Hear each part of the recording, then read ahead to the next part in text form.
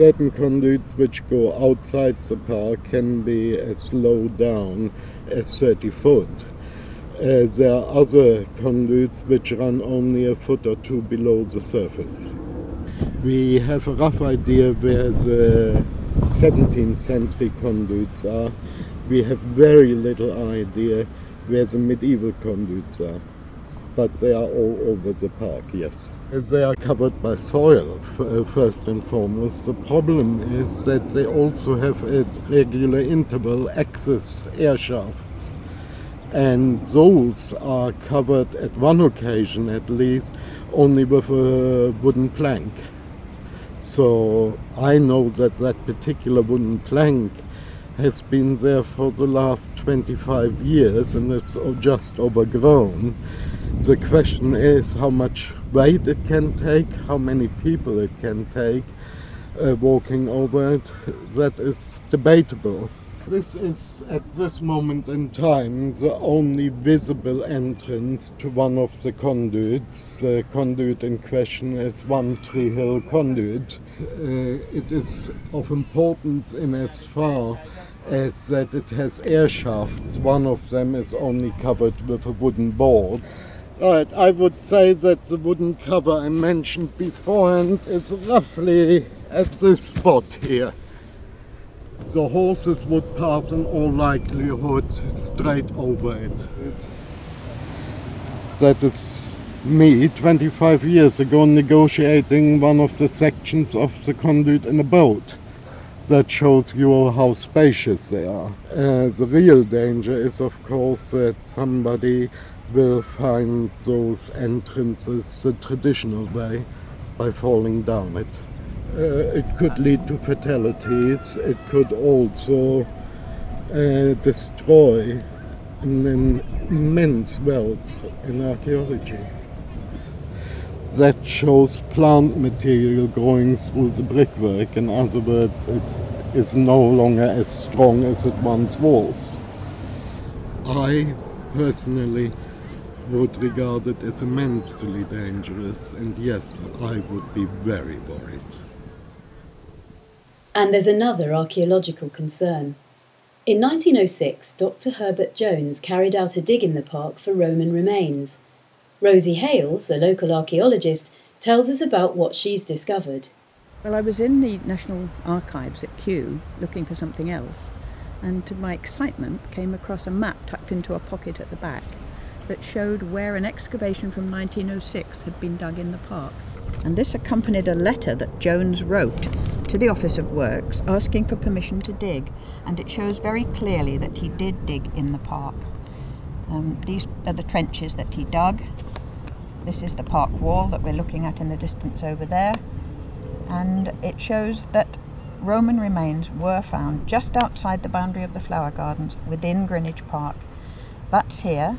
The temple is there, so you can see it's not far from one to the other. The chances of there being Roman remains covering all that distance are very good, very high. The temple is well documented, has been excavated 3 times. But this dig, it hasn't been known exactly where this was until I discovered it in October last year. So this is kind of new evidence. This is exciting.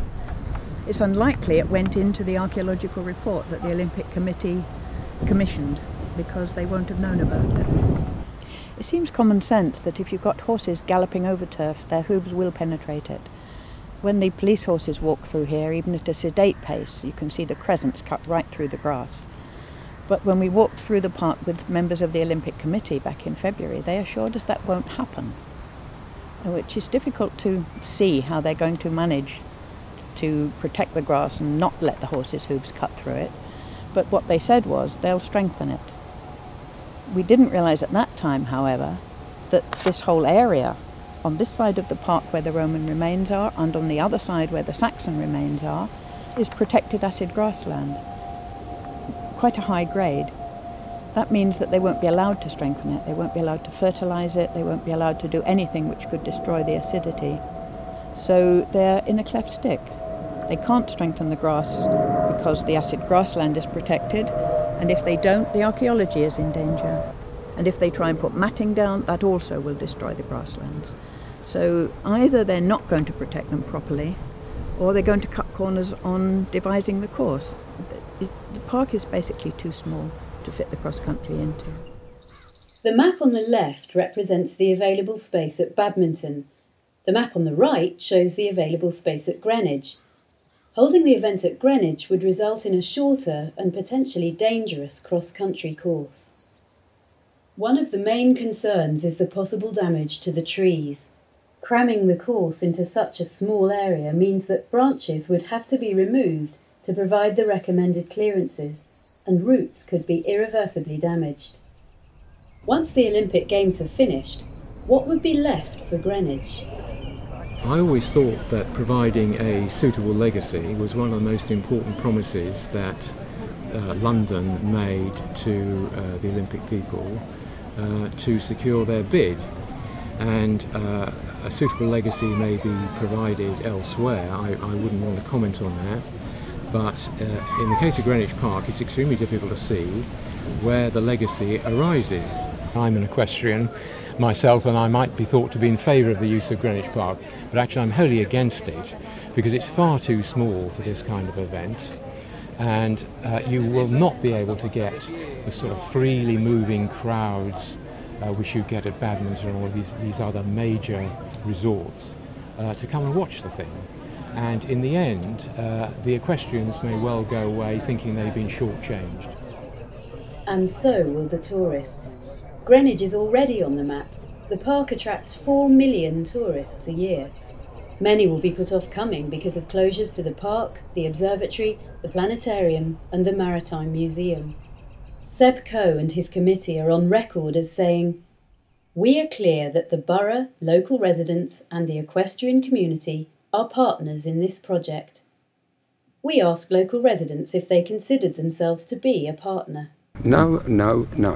No one asked us. I wouldn't particularly consider myself to be a partner in the project because I don't feel there's been a lot of consultation about what's happening, and I think that certainly a lot of people in Greenwich have been fairly unaware until the campaign to save the park.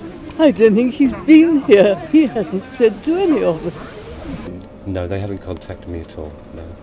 Well, we haven't had any contact with them. No, they haven't, no.